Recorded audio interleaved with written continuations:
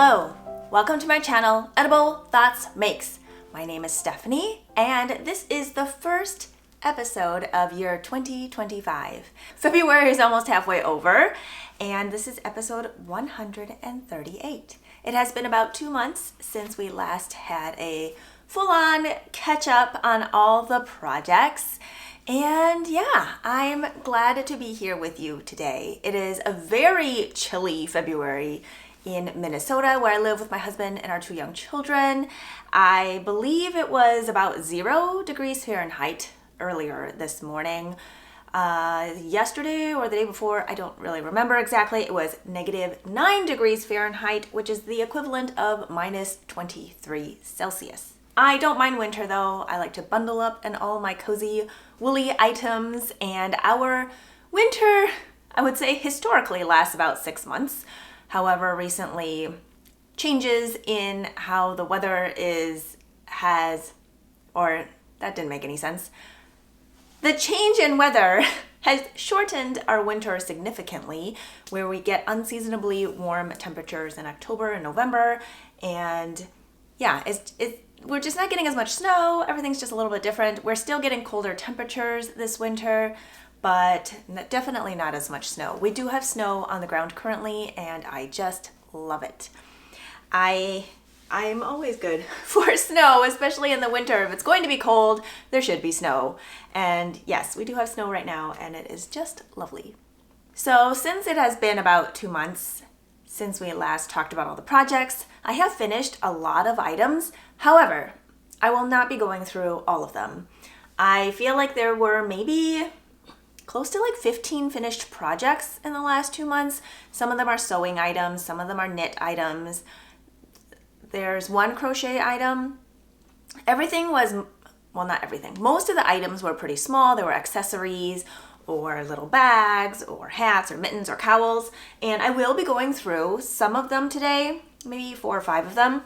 And then there have definitely been a lot of projects that I have started, and so I will talk about some of those as well. I have read several great books lately, and I wanted to touch on a few of those. Probably not go over every single one that I have read since December, but I will highlight a few of them at the end. If you are new here, the way I usually organize my videos is I have a beginning intro, welcome section, and then we go into what I am wearing, and then finished projects, works in progress, eats and reads, where I talk about things that I've cooked, baked, recipes that I might want to share, and books that I have read recently. Sometimes I have both of those in there, sometimes I have one. It just kind of depends on how I am feeling and what I have to share. And then at the end, sometimes there is a food for thought section where I share something that has been on my heart, in my mind, and it's usually related in some way, shape, or form to making, because making is part of my 24/7, but it applies maybe in general to more life stuff. And sometimes there is a quote-unquote assignment that is linked to it. Of course, nothing is ever mandatory. You never have to feel obligated to share anything. This is a very public space out on the internet, and I never ask anybody to have to do any of the things. I'm not here to tell you what to do. Sometimes they are more or less thought experiments, but anyway, you'll get the idea, hopefully. If you've watched some of the past episodes, you might know what I am trying to say here. I have not recorded in a very long time, and so I'm a little rusty, okay? But yes, I do have a food for thought section today, and we will just see where this goes.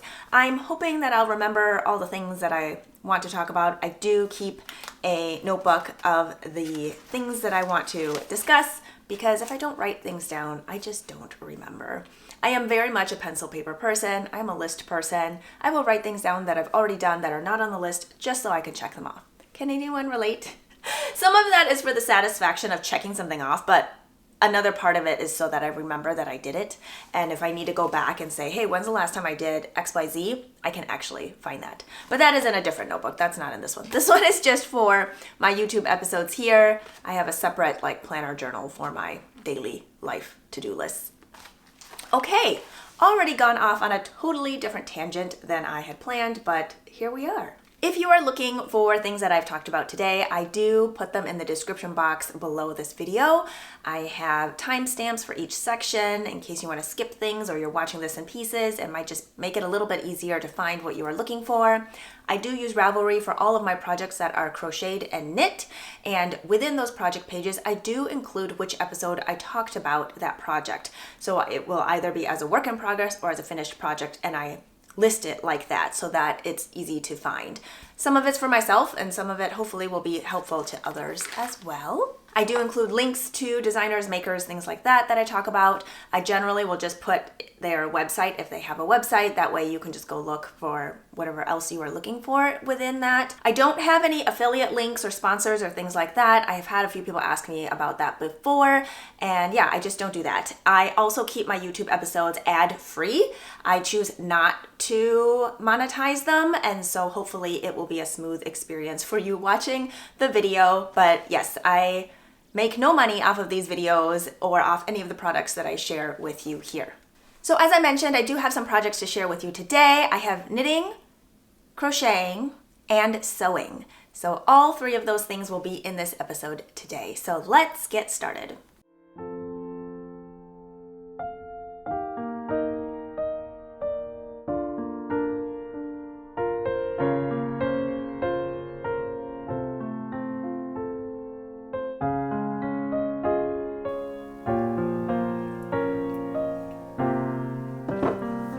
Before we jump into the finished projects, I'd like to share with you what I'm wearing today. Today I'm wearing my Hibernate pullover by Amy Sure Makes. I tested this pattern for Amy July, August, September 2024, and I believe it was released September 2024. I think so. Somewhere in there. And I just love this pullover so much. I knit 2 of them and I have a plan for a third one. I already have the yarn for it. I bought it from Amy's online shop and I just haven't cast on yet. I initially had plans to cast it on in October and then it got pushed to November, but I think I'm going to do it now. It will be either February or March. I have a couple of other items that I definitely want to finish before I start another new thing. And part of that is because I need the needles, but yeah, so I'm going to plan on casting my third one on in February or March. It has full-length sleeves, like past your wrist sleeves, but of course you can adjust that as you want. It has a little bit of a relaxed fit, but not super oversized. It's a top-down construction. It has raglan shaping. There's a V-neck, and I knit mine out of Pearl Soho Linen Quill Crocus Bud, and I held it with a Knitting for Olive soft silk mohair in Dusty Rose. And it was my first time working with Knitting for Olive's mohair. I find it next to Skin Soft, but not everybody likes mohair. Some people feel like it is wearing straw. So to each their own. I find it pretty soft. I have not worked with a ton of different mohairs, so I would not be the best person to judge the softness or the difference of different mohairs, but it was my first time working for this very popular mohair brand, and I did like it. So yeah, I think this came out really nice. I love how there's heathering in the lavender. I love how the depth of color plus the mohair gives it a beautiful halo, and it looks slightly iridescent. I'm not sure if it will show up on camera or not. We don't have any sunshine right now. It is overcast. Hopefully you can see the fabric okay. I did end up threading through an elastic thread. I'm going to come up closer and see if that will show. It is very it's probably really hard to see. I'm not sure if it'll show up or not. But I thread in a little bit of elastic in the neckband because I felt like the fiber content of my sweater was making it super slippery. So linen quill has alpaca, linen, and fine Highland wool in it. And the linen and alpaca don't usually have much elasticity for like shrinking back on itself. And then I have this mohair silk, which is also very slippery. And so my neckline ended up almost off the shoulder sometimes. I feel like my bind off also probably could have been tighter. I'm always worried about having my bind off in the neck band too tight. I don't like the feeling of a tight bind off. And so I always make it looser. But I think in this instance, I probably could have done it more I probably could have done it tighter so that it would have a little more structure to it, but I didn't do that. And so instead of undoing the bind off and redoing it because mohair just sticks and I don't think it will be a very pleasant experience, I just ended up threading elastic, which is fine because it means it's still stretchy, but it will hold its shape. And so that's what I did, and I just did it recently. If I need to adjust it, I'll adjust it later. That's much easier to do than undoing a bind off and redoing it. And so far, I feel like it stays on my shoulders way better, and I don't feel like it's super tight. There is still elasticity to it because it's elastic thread, and yeah, I feel like it works really well. You can't see it at all. Basically, I just thread it through some of the pearl bumps along the back evenly and just went all the way around, and then I wove in those ends into the ribbing on the wrong side. And so yeah, it is not noticeable at all, and it's such an easy fix for any neckband. I do it quite often actually to a lot of other ones. That way I still get the fit that I want without making it too tight, but it will still fit over my head. So yeah, this is the Hibernate Pullover by Amy Scher. I have my earrings on today by a local jeweler who does enamel and metal jewelry. This is by Anne, and I will link to her shop in the description box below this video. I just love her jewelry. I have several pieces by her. They're so fun and colorful. She had a collection that was all bird themed, another one that was floral, and then she has ones that are like geometric shapes. And yes, there's all sorts of beautiful ones, and she vends at a lot of art fairs that are local, and so I tend to go to those and purchase from her there. But she also has some jewelry stocked in smaller shops, independent boutiques and things like that around town as well. So yes, these are my lovely earrings, and I feel like they go really well with the sweater.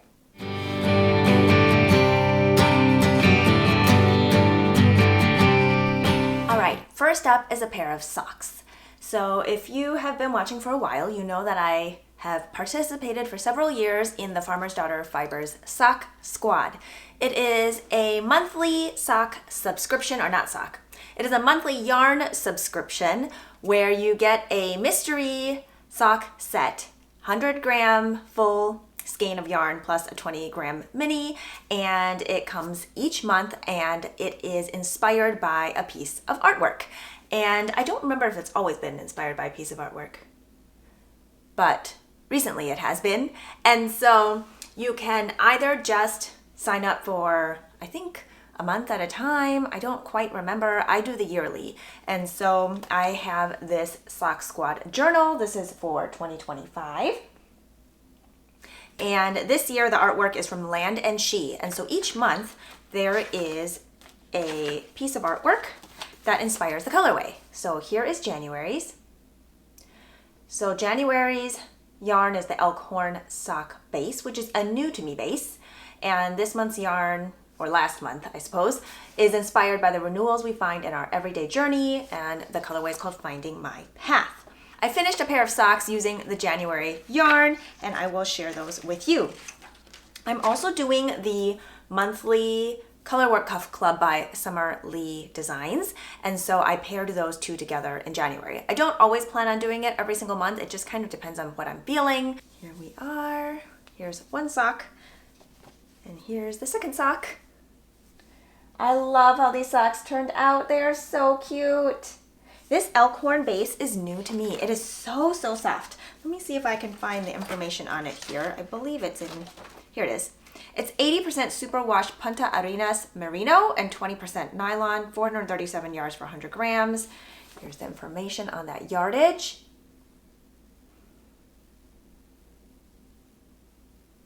And I love these socks. If I have a picture of the yarn before it was wound, I'll put it here on the screen. And if I don't, sorry about that. I do try to do it because I think it gives us some insight as to how a yarn might knit up and how it looks like before it is knit up. Because I feel like some of the highly variegated yarns can be hard to picture what it will look like. Sometimes we're drawn to them and we think, oh, I just love that, and we get it, but we have no idea what is going to happen. And that is some of the magic and the enjoyment in knitting from highly variegated sock yarns. However, I should stop saying sock yarns. That's not necessarily what I mean. You can knit anything out of fingering weight yarn. My brain is on socks right now, so I keep calling it sock yarn. Sorry about that. So the deep teal color here I used for the top. And then I had a beige color that was from a previous sock squad, and I believe that base was the Highland sock base, which is an 80% superwash merino, 20% nylon. It's 400 yards for 100 grams. So it's slightly plumper than this base, but I thought it would work out well since it is in this little bit of color work, and I wanted to make sure it would stand out. And then this variegated main yarn is of like warm brown, orangey brown colors with some teal. I really like how the color is distributed throughout the sock. Now that can change depending on your stitch count, your gauge. So you may end up with more color pooling that it spirals, or you may end up with it kind of spread out throughout the sock. It just kind of depends on how the fabric is made. So again, gauge and number of stitches, so how much it's distributed around a circumference, or maybe you're not knitting in a circumference but a flat piece of fabric. Anyway, I digress. Here's the slip stitch heel flap. I followed the pattern by Summerlee for that section. And these shorty socks are just so cute. I really like them. I have worn them with tennis shoes, and the top part just kind of peeks out, and that's pretty cute. I did wear them, I can't remember if I put them on with my hiking boots one day, but I think they were a little bit too short. I tend to like to wear longer or taller socks with my hiking boots, which is what I predominantly wear all winter.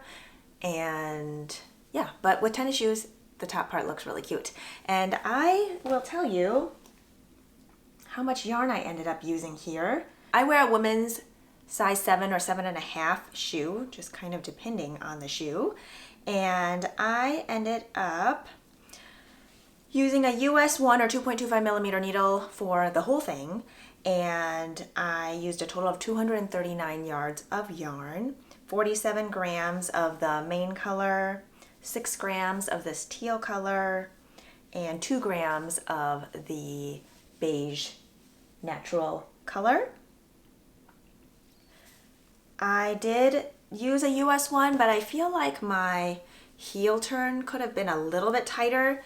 Now that it's been worn and washed already, I don't feel like it's as gapey, but when I was knitting it, I felt like it was a little gapier than I wanted it to be. But I'm going to hold it up close here, and even looking at it in person, it does not look gapey at all.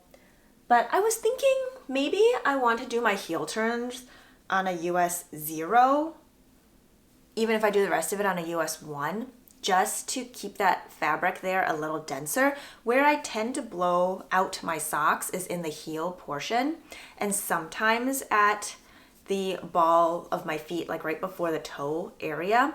And I know some people will do like a slip stitch section there just to make that fabric a little denser there. I have not tried that yet, but maybe I will sometime in the future. But I was thinking, just for ease, maybe just this heel turn section, if I did it on a US 0 and then went back down to US 1, maybe that would help keep that part from blowing out as much.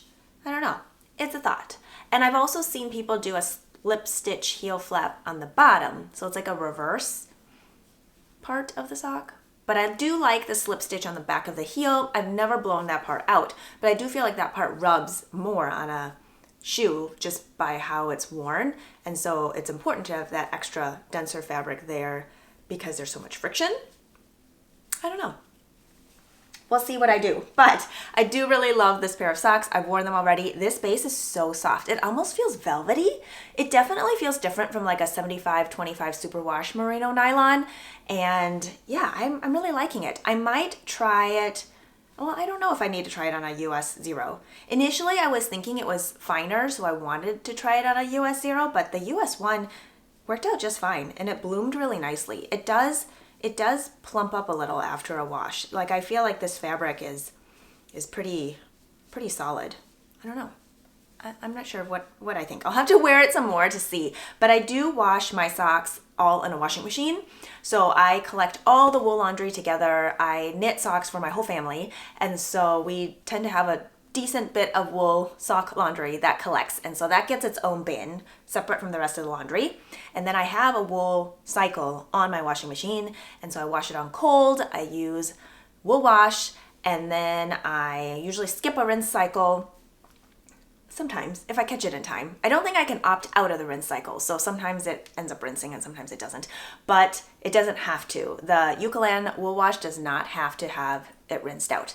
And then I will spin dry it again, and then hang everything up on a drying rack. And so that's how I usually end up washing my socks. I don't like putting them in the dryer. I feel like it shrinks way too much, even if it's superwash. And some of the socks I have washing in there are not superwash yarns. And they still come out fine on the Wool Cycle cold water, but I would not want to put those in the dryer. And so, yes, I do put them in the washing machine, but I do not put them in the dryer. The next item I'd like to share with you is a free pattern by Melissa, who now is the owner of Sandra Yarn Co., but at the time of designing this pattern, it was for Espace Tricot, and it was a pattern that published in January of 2018, and it is a cowl that I had been eyeing for quite some time. I will put a picture of it here on the screen so you can see the designer's original one. So you start from the bottom, and you knit a 1x1 rib, flat, and then you join, and then you do a stockinette, and then you decrease so that it kind of funnels up to your neck, and then you do ribbing again, and that keeps it nice and cozy. So it's like this long, tall cowl, but with some shaping. And I find that really attractive because it will sit better on my shoulders and my neck.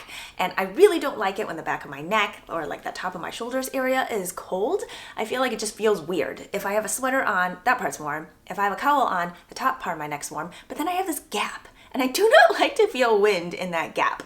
And so, because it is a split hem and the way the shaping is designed, it covers fully on the front of my chest, the back, like the top of my back area, shoulder area, and around my neck. And so, I'm going to show you the one that I made. So I made this in January. Here is mine. Oh, I just love it. Now, clearly mine is not in one color. I decided to make it in 2 colors just for a little bit of visual interest, and plus I did not have 200 grams to start of each color, so this just kind of worked out better for me. And so I went down a needle size, so I did a US 7 or 4.5 millimeter needle for the bottom ribbing, the main stockinette portion, and then a US 6 or 4 millimeter needle for this top neck portion. I think I actually probably could have gone down even to a US 5 for this top, just for a little bit closer to the neck, but I like it as it is. I ended up using 322 yards of yarn, 83 grams of this brown color, and 78 grams of this blue color, and the yarn I used is Pearl Soho Note. This yarn was provided to me by Pearl Soho as yarn support for this project. The brown color is Raw Sienna. It is a warm, lighter brown color. And then this blue color is called Vintage Celadon. It is lovely and heathered, and it's a, I would say, more saturated robin's egg blue color. And so I did an old Norwegian cast on for this bottom part. It is a 1x1 ribbing, so if you like to do a tubular cast on, go right ahead. I don't like doing that, so I didn't. And then for the join, I did it slightly different than the pattern calls for. Basically, I passed one stitch from my left needle to my right needle, and then I passed now what is the second stitch on the right needle off, and so it went over that first stitch that I passed. And so yeah, that's how I did it. That may not have been very clear, but all my notes are also on my Ravelry project page, and hopefully that made sense. But the pattern does give you directions on how to join and get rid of that one stitch, and I just didn't do it that way. And so I'm gonna hold it up a little closer. Maybe you will be able to see the join there. I don't feel like it pulls funny at all, and so it sits nicely. And then I also wrote out my striping sequence on my Ravelry project page, but basically I just got smaller and smaller in the brown, and then bigger and bigger in the blue, and then finished off in the blue. I think my bottom ribbing is not quite as long as what the pattern calls for. I want to say I might have been short like half an inch or an inch, and so I could have done a few more rows there, but the way it sits is so nice and cozy. Oh, I wish I had a hair tie so I could tie up my hair to show you the back. I'm just gonna have to hold it up so you can see it. But hopefully you can see that the back section is fully covered on my neck and the top of my shoulders. And I really like that. And it also covers the front. And then my neck is also covered. I have to say, one of my pet peeves about cowls are ones that are so floppy that it basically covers nothing except for like 2 inches maybe along the base of my neck.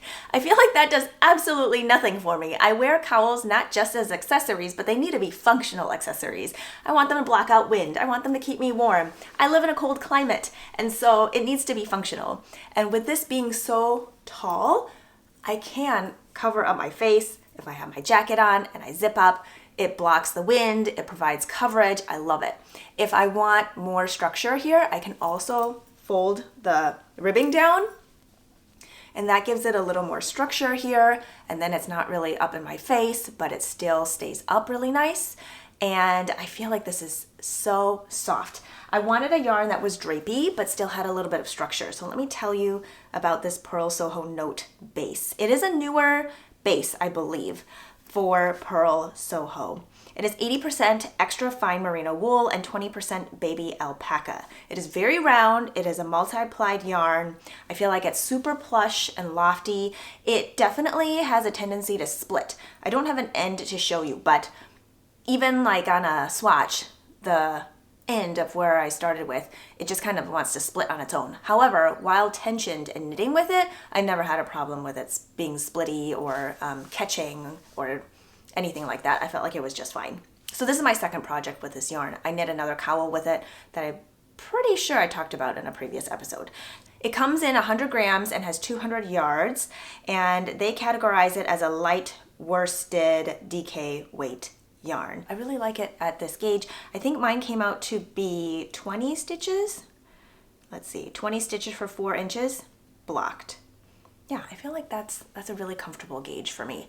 I love this, and I plan on knitting another one. I have started another one, but I don't have it with me here today to talk about because it's in the car. And I am planning on doing something a little bit different with that one. I'm going to knit the bottom ribbing longer. I may or may not shorten this top section, and I may or may not do this top section all 1 by 1 ribbing, and then do like I'm going to try to figure out doing decreases along the side, because I still think tapering it in a little will create a nice fit, because I don't want the top part too big. Or I can go down needle sizes.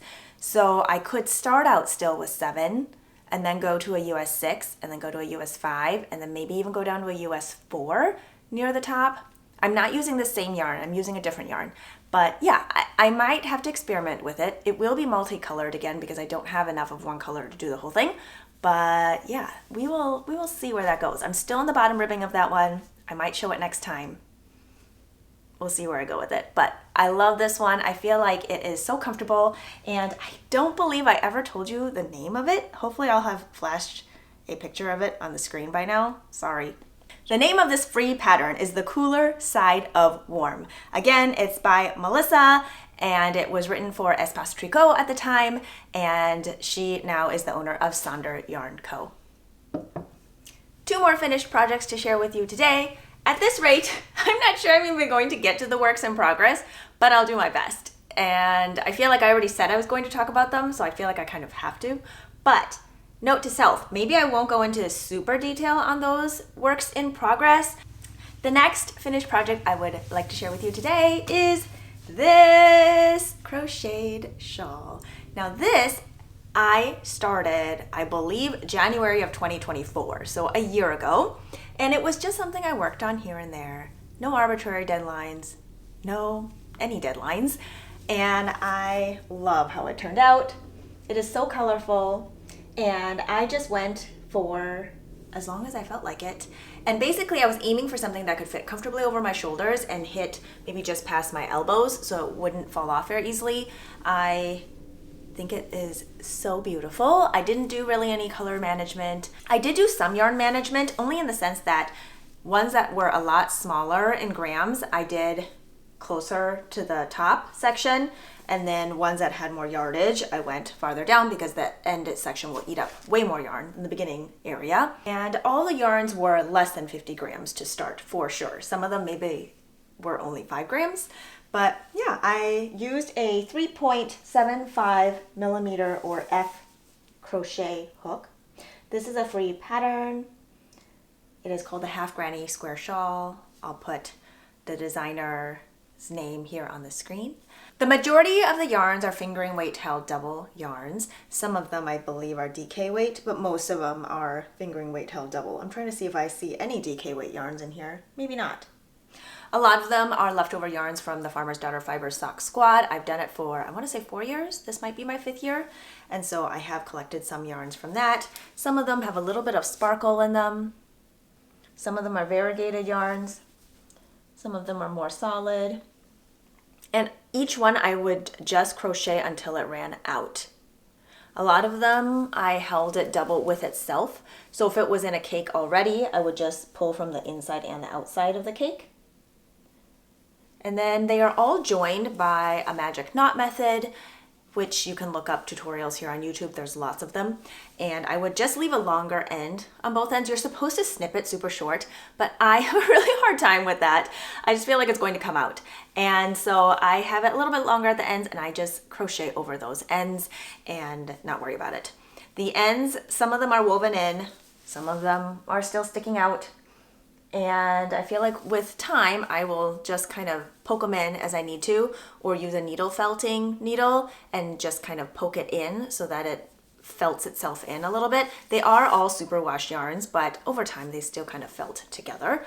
And so this is just so pretty. I used 511 grams of yarn, and my blocking, it grew quite a bit in wingspan. So it started out with 30-inch depth, so in the center, and then the wingspan was 62 inches, and after I washed it and it dried, it was 30.5 inches down the center and a 67-inch wingspan. Again, these were all superwash yarns, and yeah, I did expect it to grow. I'm not sure I expected it to grow that much, but I did expect it to grow some. And so I primarily use this at night when I'm reading, or early in the morning as I'm getting things ready for the kids for school.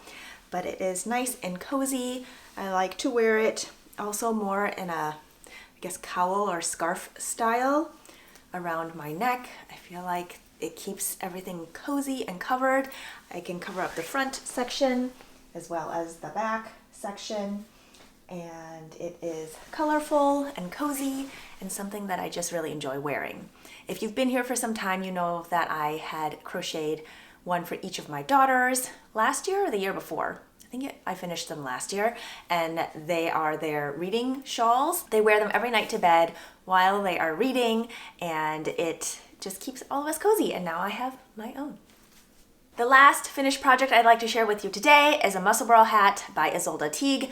I knit this for our youngest daughter, and here it is. Oh, it is so much fun. This pattern is written to be an end-to-end type of construction. So you cast on one end, you knit the crown with increases, and then you knit even round and round and round till you get to the other end, and then you do decreases in a mirror image for the crown, and then it is tucked in to the other side to be a double layered hat. And this pattern comes in multiple gauges that can be knit on multiple different needle sizes with different yarn weights.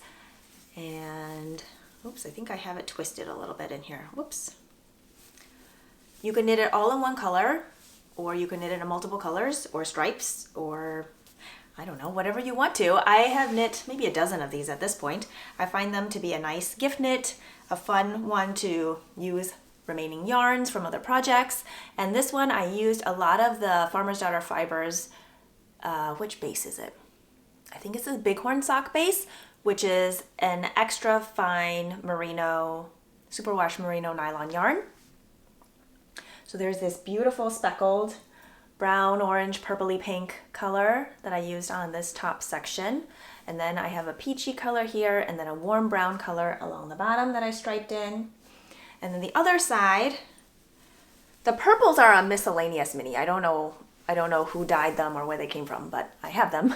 And so I have this purple one that's semi-solid, and then one that's a little more solid that's like very light pinky lavender. And then I still had a little bit of brown left, so I striped those in 3 stripes of the brown, 7 stripes of the lavender, and continued that into the crown section. And so there are basically 4 hats in one. So it can be worn slouchy like this without it folded up, or it can be worn folded up for a different look that's more beanie style. And so here's the other way to wear it with it folded up, and I'll show you the reverse side as well. So the speckled side with a solid bottom, worn slouchy, or folded up with a purple brim. I knit I think it's called Child Adult Small size, and I used a US 3 or 3.25 millimeter needle.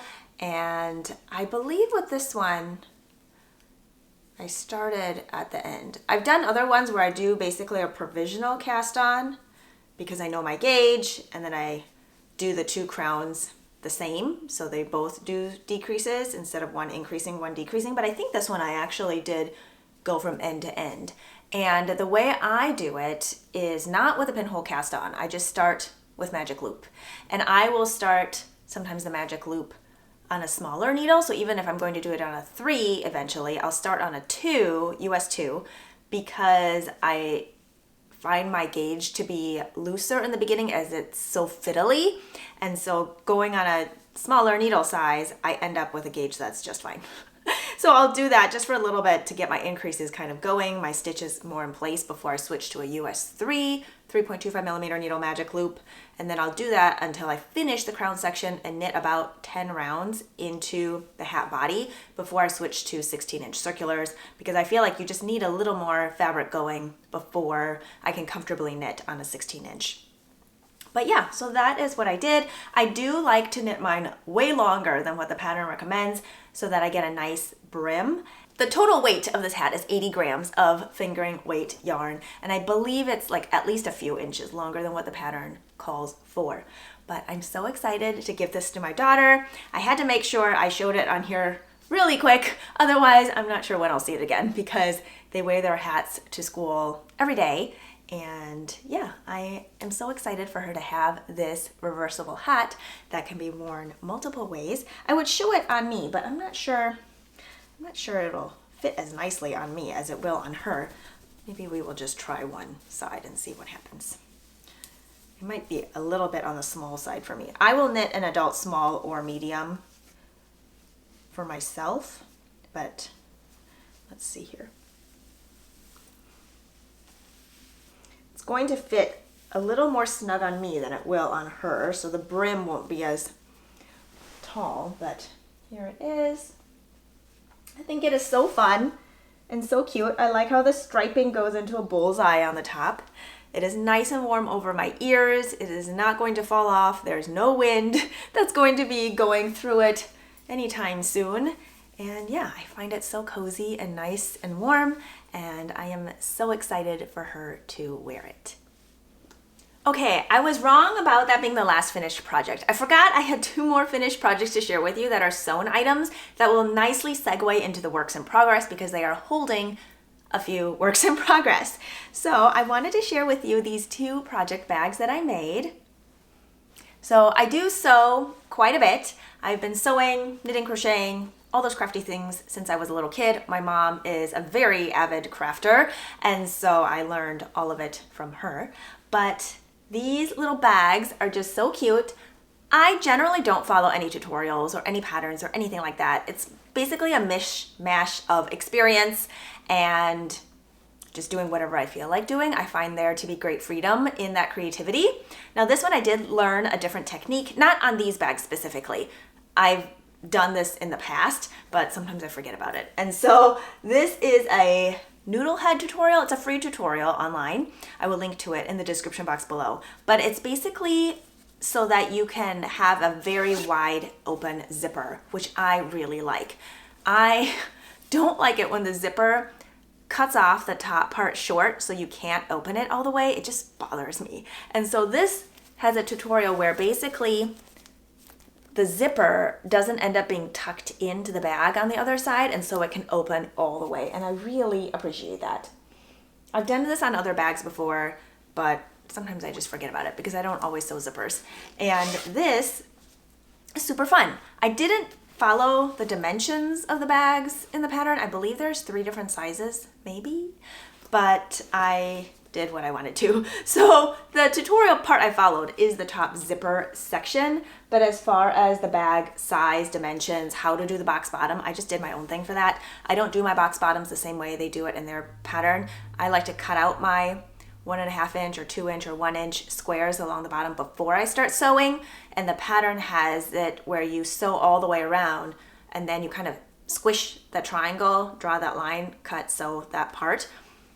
If you sew, you might know what I'm talking about, but if you look at the tutorial, you'll also know what I'm talking about. I just do mine differently. And I also added pockets on the inside of mine. So hopefully you can see it here. I like there to be pockets so I can hold maybe hand balm, the yarn tags. I like to sew in a little ribbon with a ring to hold my light bulb stitch markers and my progress keepers and things like that. So I just add that little bit in. And yeah, so this is one of the bags that I made. This handle here is repurposed from something else. I think it came in some sort of packaging, but I like to save all those things.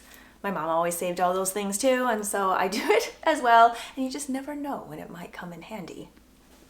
The other one here is slightly bigger, and I love this fabric so much. I used it in other bags, I think a couple years ago, but it has gold to it, and these moths are just so much fun.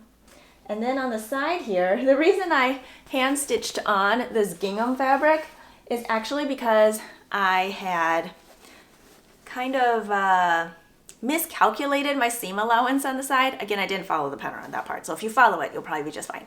But I had part of my, what do you call it? What do you call that edge?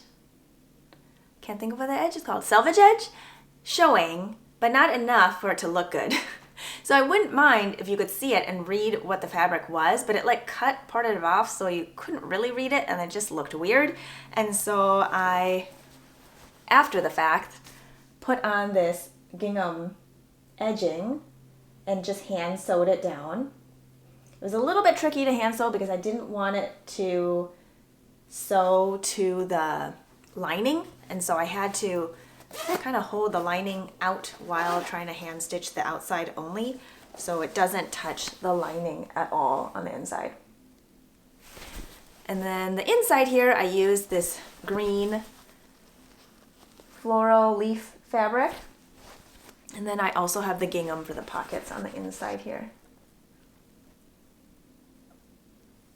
Hopefully it's in focus. I love it. This one is probably closer to the medium size on the pattern. Actually, I really don't remember because a lot of times I'm using fabrics remaining from other projects, and so I cut them to the dimensions of what fabric I have left so that I maximize the use of the fabric, so I minimize the amount of itty bitty scraps that I can't really use very well. And so, yeah, I don't really remember, but I like the box bottom. It sits up really nice. This fits a 100-gram cake project easily. And the other one also fits 100 grams, but 250s side by side without rolling around. So I really like how they turned out. Again, this one's a little bit bigger. The moth one is a little bit bigger than the other one. And I really love them.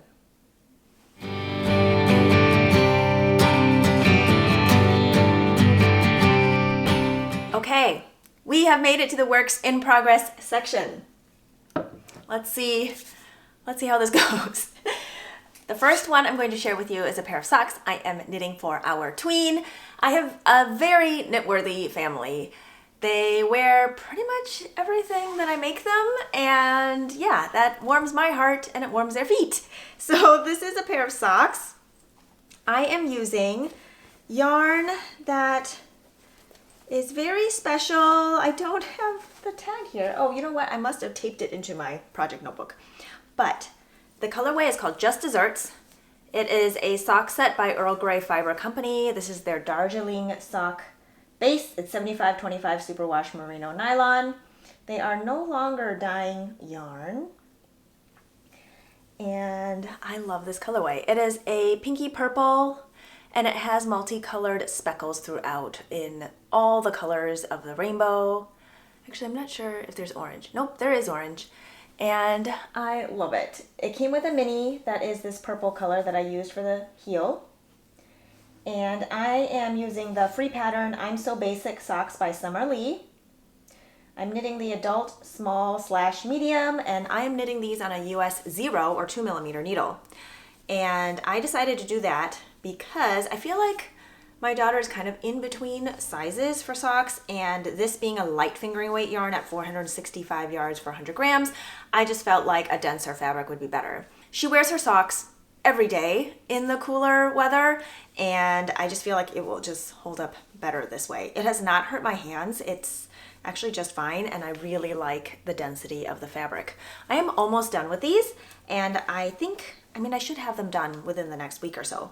I knit my socks in tandem on their own needles, so I have them on their own US 0 2mm 9-inch circular needles currently. I know these small circular needles aren't for everybody, so just because I like them doesn't mean you have to like them. I feel like that's really silly to say, but at the same time, I feel like sometimes people hear other people using the same things, or no, scratch that. People hear others using a certain type of needle and they say they like them, and then for some reason some people feel like they should like them even if they don't like them or they don't fit well for them. And I'm here to tell you that that's okay. You don't have to like them. For some people it makes their hands cramp up. It kind of also depends on how you hold your needles, how you knit.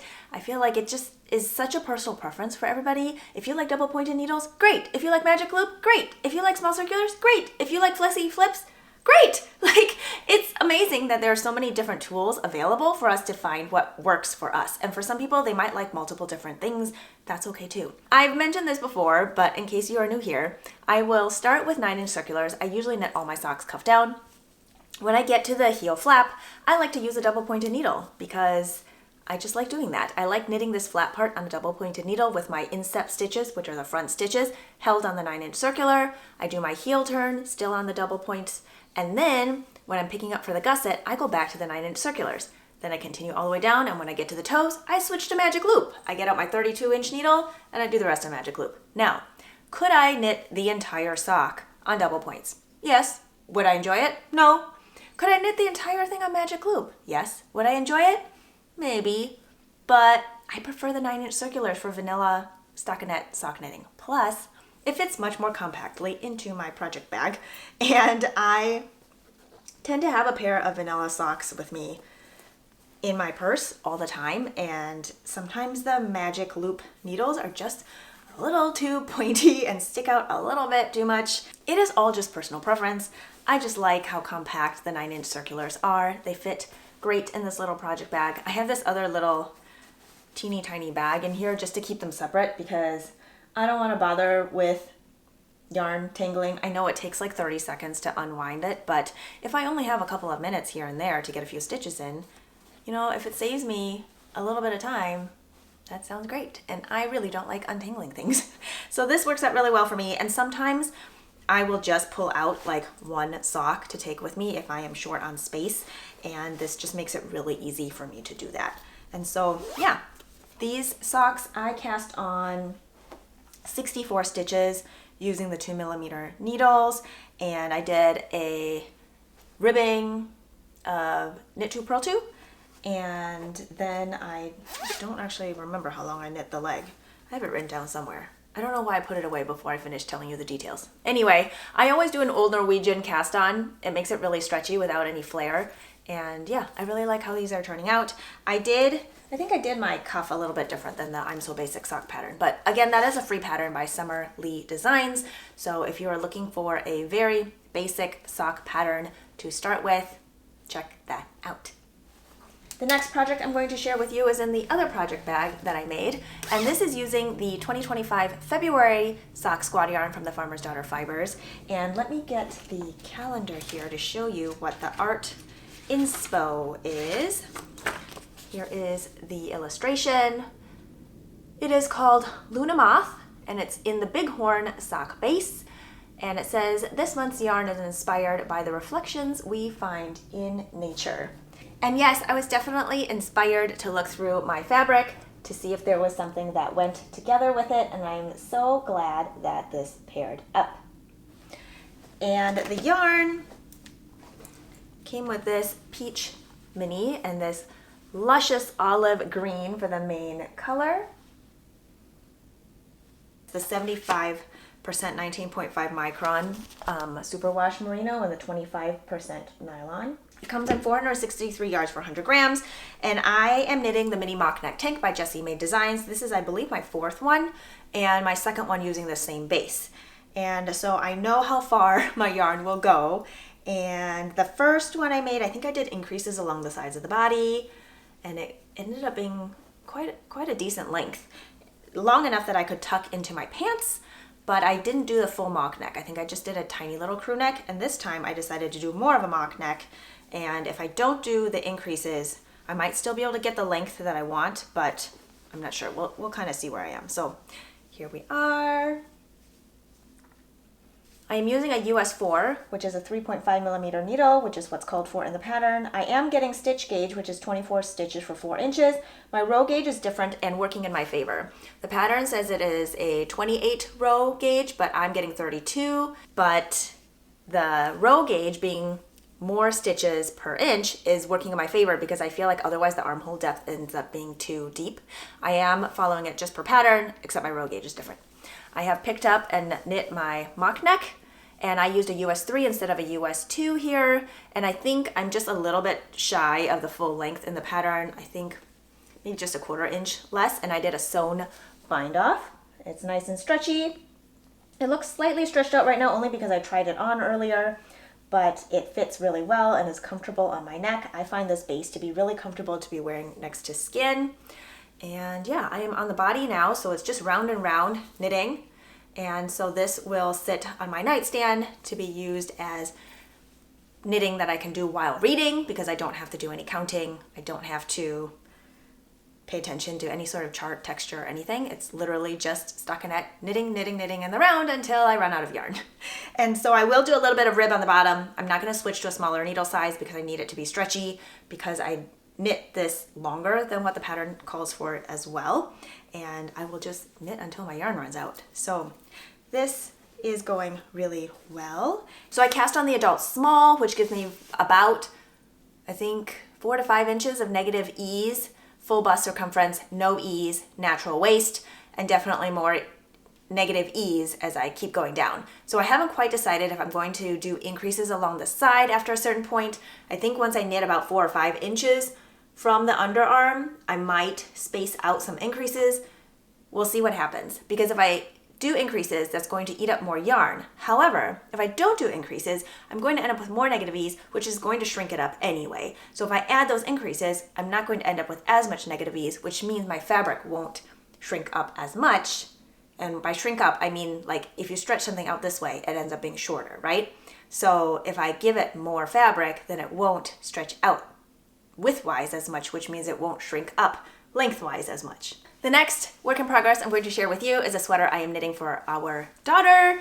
And this is the Metropolitan Pullover by Tori Yu. I knit one of these for myself as part of a test knit last year, and I have been wanting to knit another one. I actually have a third one planned as well, but here is the one I'm knitting for our daughter. It is so pretty. It is the softest kind of pale peachy pink color. And I did make a few modifications. I cast on for the adult extra small or adult small, I don't remember, the first size. I cast on for the first size, and instead of using a US 10 in this top section, I used a US 9, which shrinks the yoke just a little bit because she has a more petite frame, and then it should make the armhole depth maybe just slightly not as long. And then I knit the body length per pattern. I did the I-cord bind off here along the bottom, and then I'm adjusting the neckband just a little bit. Instead of picking up with a US 6, I did a US 5. I did do, well, I think I adjusted some stitch counts in here, but it is a paid for pattern, so I'm not going to give away all the details, but I am adjusting it a little bit as I go. The yarn that I am using is, one of them is a discontinued yarn. I don't think I have a tag in here, but I've also, oh, I do have a tag. It is the Knit Picks Alpaca Bloom Lace Weight in Champagne Peach. And again, this yarn is discontinued. I do not have enough of it, I think, for the full garment. And so I'm making a couple of adjustments. And that includes this neckband. I just held the superwash merino that I'm using double, which I think will be more comfortable on her neck anyway. And that yarn is the Yarn Collective Fleurville 4-ply, and I believe this color is Carnation. It's a very, very pale peachy pink. It's 100% superwash merino. It is a very soft, nice round yarn. So I'm holding those two together, and I have the sleeve stitches held on tubing currently. I've had her try it on, and I will pick up to knit the sleeves. The sleeves may end up being shorter, maybe just elbow length.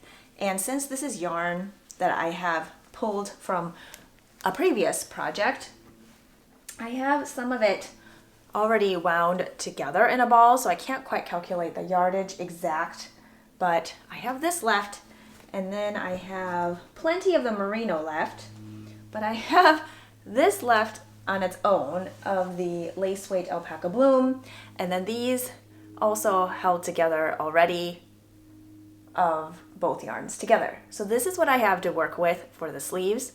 It is at a big gauge, so it will go farther, but I'm not sure how far it's going to actually end up going. And I did let her know that the sleeve length might not be full length, and she was okay with that. And so if I am able to make it maybe bell sleeve-ish, I think that should go okay as well. So we'll see. We'll see how that goes. The gauge is 16 stitches for 4 inches. And yeah, I think you can get quite a bit of yardage that way, but I don't have a lot of yarn left. So we will see where this goes, but this will definitely be finished by the end of February. The next work in progress I'd like to share with you is one that I did share in December. I believe I cast this on in November, and I've just been slowly working on it. This is the Paul Klee sweater by Midori Hirose, and here is progress on mine.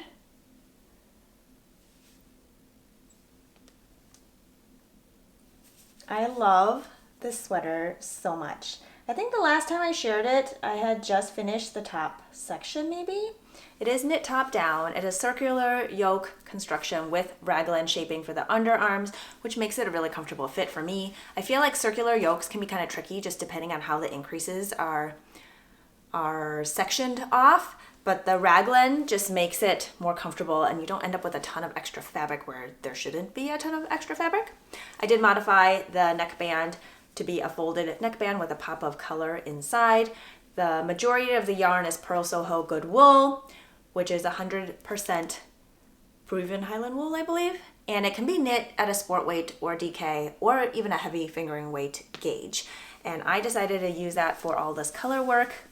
The hot pink is by Less Troubled Yarn, who's no longer dyeing yarn. The colorway for that is Vice. It is a cool toned hot pink. And I did my neckband this way just to give it a little more structure. I felt like some of the images that I saw from other people, it was either floppy or just, I don't know. I just wanted it to be a little more structured. So that's what I did. And I have blocked this top section just to make sure it would fit okay.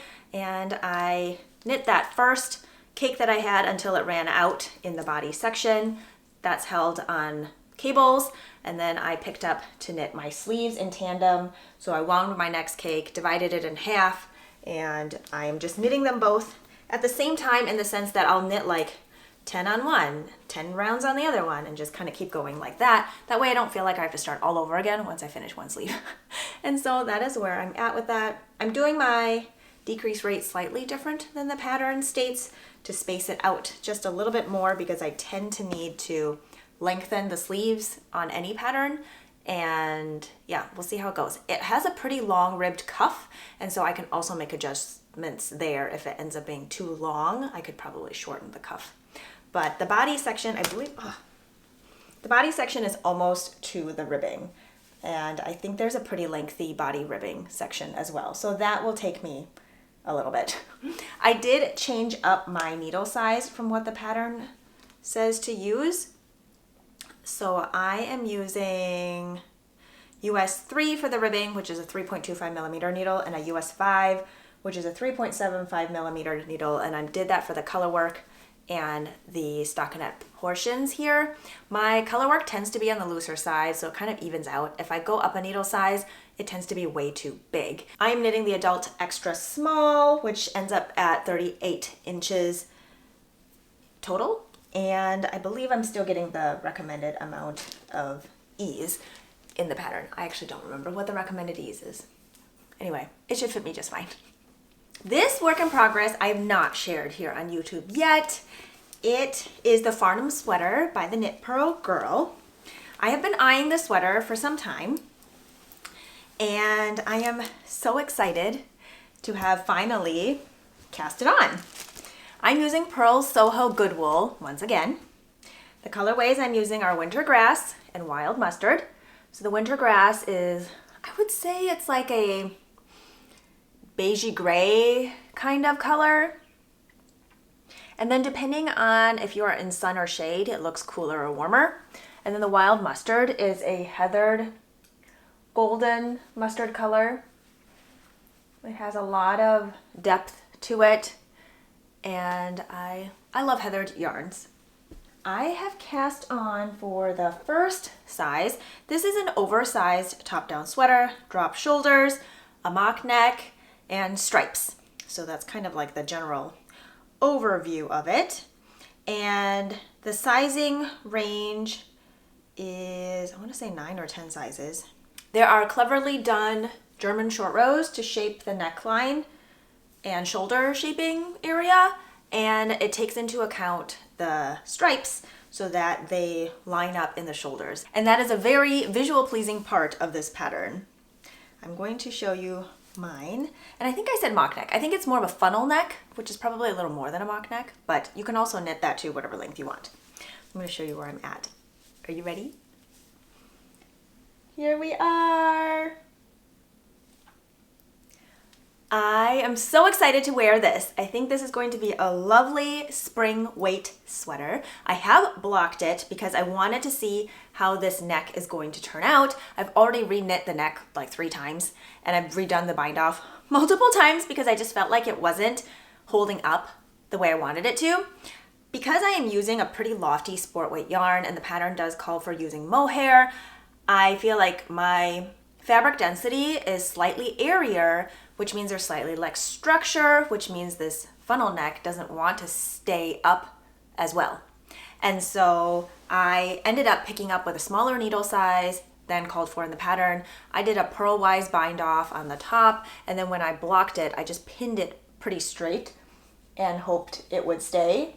And I have since tried it on, and it does stay pretty nicely. I will insert a picture here on the screen so you can see it tried on and just see how that neck fits, and I'm very happy with it. I did knit my sleeves a little bit longer, and after blocking, I'm not sure I needed to do that. I think I added 2 additional stripes, but I do really like it. With my hands down, it covers up my palm completely, so if some people don't like that, don't do that. The sleeves are already plenty long, but I wanted to do that, so I did. I did not do the twisted rib. I did a regular ribbing, and then I did a sewn bind off for the edge.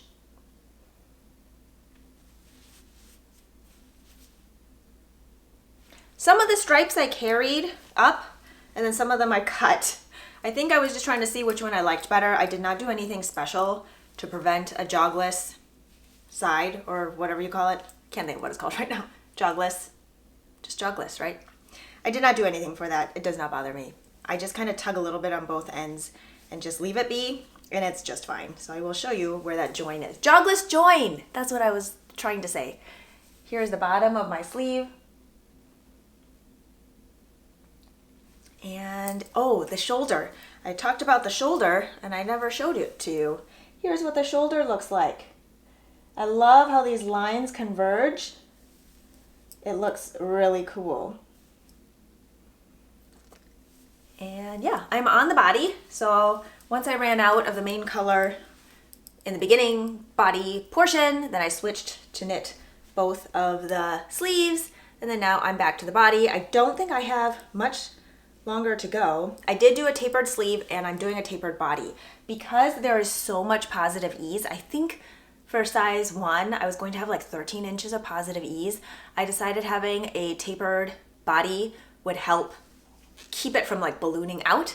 So even though I am tapering, I will still have positive ease by the time it gets to my hips. I think I'm going to make it slightly cropped because I don't want it to end up looking sloppy with it so oversized. So with the waist shaping plus slightly cropped, probably just a high hip, I think it will still make it look, I just don't want it to look sloppy. So I think it will still look good, oversized, but not sloppy.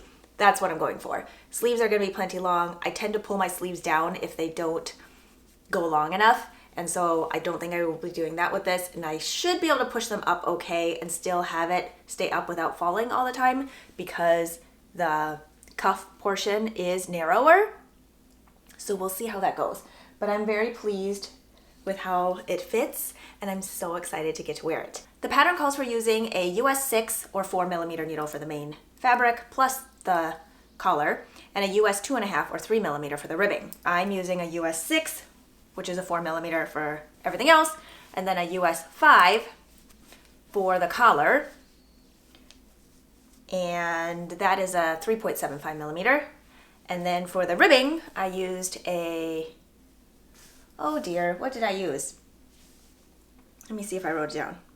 I used a US 2, which is a 2.5mm. I think a US 2 is a 2.5mm needle for the ribbing, and I will do that for the body ribbing as well. So I look forward to finishing this sweater by the end of February. I wanted to give a little shout out to 3 particular friends who have knit this Farnham sweater, who inspired me to finally cast this on. And those 3 are Kaci of YoungfolkKnits. She knit one in black and white or black and cream, and it is just lovely on her. I will take a screenshot of that here. Thank you, Kaci, for your inspiration. Another friend who made a beautiful one is Megha of Skeins of Dreams, and hers is knit in like a beautiful mauvey, purple, and a gold color for the stripes, and I love that one as well. And the third friend who knit a beautiful one that inspired me to cast on my own is Hannah of Hannah G Knits, and hers is a green with cream colored stripes. They are all so beautiful, and it really helps to be able to see how other people put theirs together and how it fits, and listen to what modifications they may have made, what their yarn choices were. I feel like that makes a big difference in helping me figure out what I might want to modify to make a pattern tailor the fit for me and make a finished garment that is something that I want to reach for, that I want to wear, that I feel good in, that I feel comfortable in, that I enjoy the process of making. And so I'm so excited to finally have my own Farnham sweater, and I look forward to wearing it this spring. We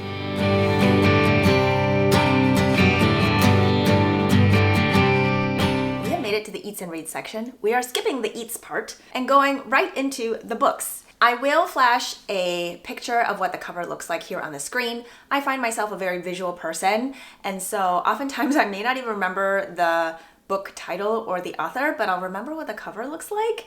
And so I'm putting that cover here on the screen for visual, what's the word I'm looking for? Visual something. For a visual. Let's just stick with that. There was another word I was looking for, but I can't find it right now. The first book I would like to share with you is The Lost Bookshop by Evie Woods. This was published in June of 2023. It's 432 pages. It is a standalone. This book is classified as adult fantasy fiction, historical fiction, magic realism. The setting is in Dublin, Ireland, Paris, France, and England. It comes in a 3 first-person perspectives with 2 timelines type of format. We are in the 1920s and the present day. The story is beautifully written. There are some loose ends and definitely some sensitive content, so look up trigger warnings if that is something that you feel like you need to know about ahead of time. But I did really enjoy this book, and the cover is absolutely lovely. The next book I'd like to share with you is The Witch's Heart by Genevieve Gornichec. This is published in February of 2021, 359 pages, also a standalone. This is adult fantasy fiction, historical fiction, reimagining of Norse mythology, has some romance, themes of family. I feel like some of the whys weren't really explained, like why the amnesia. I just didn't get it, but maybe I missed that.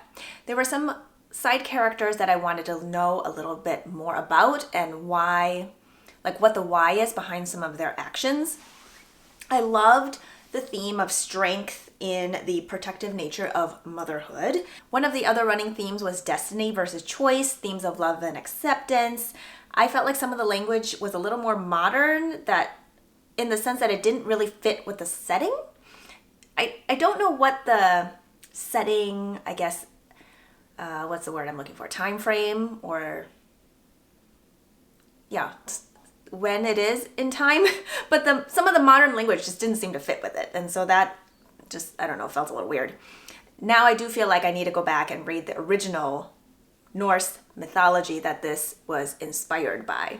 So that is The Witch's Heart by Genevieve Gornichec. The next book I want to share with you is The 10,000 Doors of January by Alix E. Harrow. I loved this book. Published September 2019, 374 pages, another standalone. Adult fantasy fiction, historical fiction, magic realism. We are in the early 1900s, the New England area of the US. This story focuses on the concept of stories and the power of words. I would have liked a little more exploration behind some of the doors. I feel like that was definitely an avenue it could have gone, but it would have also made the book a lot longer. And there were times where I felt like the timeline between chapters was a little bit choppy, but that could have just been me. I don't know. I think it probably is just fine, but I sometimes felt like I had to be like, oh wait, how much time has passed since the last chapter and this one? And because there was a little bit of jumping around, I felt like I really had to pay attention to what was going on, or else I would miss like where we jumped to. But I did find it really ingenious how the story was told throughout and how it all linked together. So really enjoyed that book. The last book I want to share with you today is Little Thieves by Margaret Owens. This is the first book of, I think, potentially a trilogy. I'm not sure if it's going past a trilogy. It was published in 2021. It's 512 pages. This one is considered young adult fantasy fiction. It's definitely adventurous, mysterious, emotional, medium-paced. Oh, and back to the young adult part. I feel like it's older young adult. The main characters, I think, are 17 and 18 years old, so definitely not like a middle grade young adult book. It is the wicked retelling of The Goose Girl. It focuses on themes of stolen lives, terrible truths, survival, friendships. There's some romance, but it's definitely not spicy. And I did enjoy this book. I felt like some parts were repetitive, but I understand why the author made it that way. You definitely focus on character flaws, and I do feel like it's a mix between character and plot-driven type of story. And I did enjoy getting to learn more about each character. There are a lot of side characters, and it is told from one perspective though, but there are just a lot of different characters introduced, and they all play a pretty key role in how the whole thing goes. And yeah, I did enjoy the book. I thought it was well done, and the second book was published in 2023, and I believe the third book is coming out this year in the spring, and that is Little Thieves by Margaret Owens.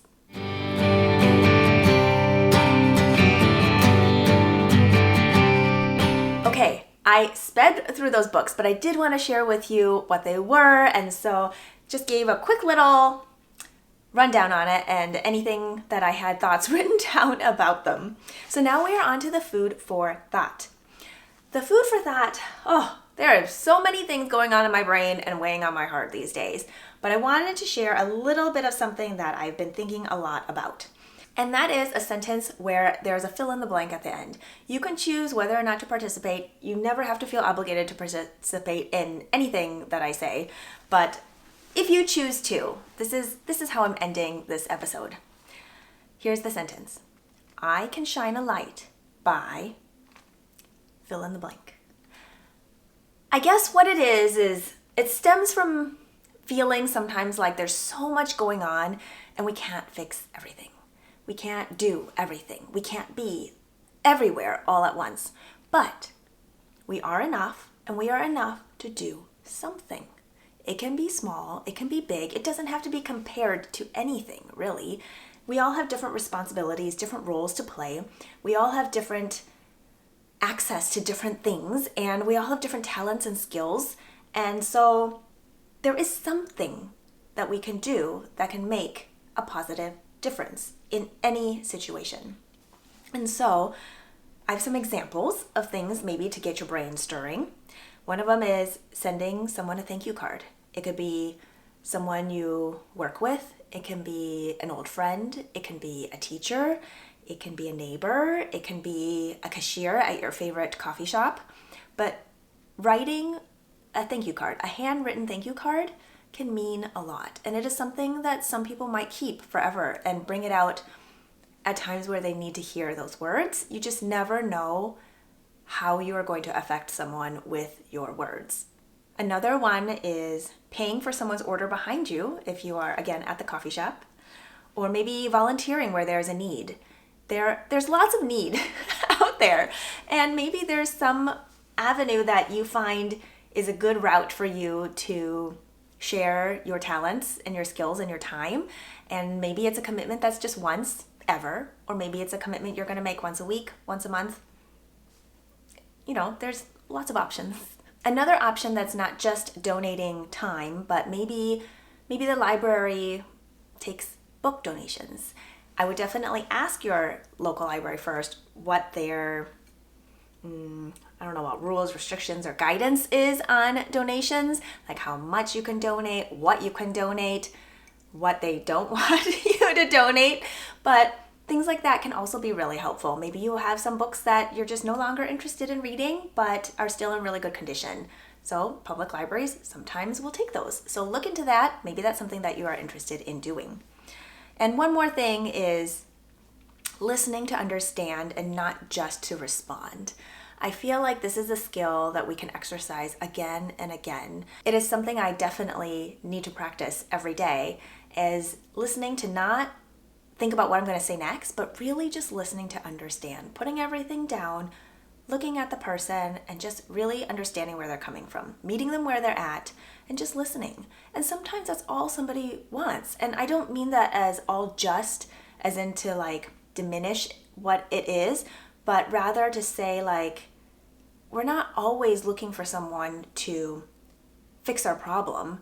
Sometimes we just want to be heard and valued and understood. And with that, sometimes things end up resolving themselves, or we find our own way to resolve it in the best way that we feel is needed to resolve whatever the situation is. And just lending an ear to somebody and just giving them the time to process things, I feel like can mean a lot. It can mean so much. And yeah, I think those are my words that I want to share with you today. So again, the sentence is, I can shine a light by fill in the blank. With that, cheers to being creative. I hope you are doing well, taking good care of yourselves, your loved ones, and your neighbors, and I will talk to you next time. Bye.